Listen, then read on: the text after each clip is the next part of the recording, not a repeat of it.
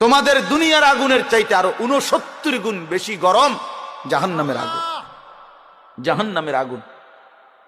আশ্চর্যের কথা হলো প্রিয় ভাই, হাদিসের মধ্যে আছে এই কথা যখন নবীজি বলছে তো হাদিস আছে সাহাবীরা এভাবে লাফ দিয়ে উঠছে, চিৎকার দিয়ে উঠছে সাহাবীরা, চিৎকার দিয়ে সাহাবীরা বলছে ওয়া ইন্না যালিকা লাকাফিয়া ইয়া রাসূলুল্লাহ, হে আল্লাহর রাসূল, আহা বলেন কি, পুরাইয়া ছাই করে ফেলার জন্য দুনিয়ার আগুনটাই তো যথেষ্ট, আর এর চাইতে 69 গুণ বেশি যদি গরম হয় সে আগুনের পরিণতি কি হবে?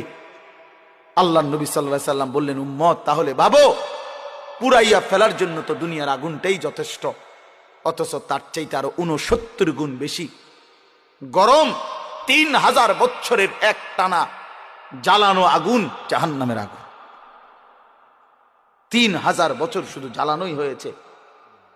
আল্লাহর নবী সাল্লাল্লাহু আলাইহি সাল্লাম বলছেন, দোস্ত যদি এটা গল্প হইতো, বলে এটা রূপকথা, এটা নাটকের কাহিনী, সিনেমার গল্প, এটা কোনো ব্যক্তির উপন্যাস, তাহলে তো হতো ভাইয়া, ফেলে দিতাম ছুড়ে, কিন্তু এ তো মহান আল্লাহর কথা, এটা তো আল্লাহর নবী সাল্লাল্লাহু আলাইহি সাল্লামের কথা।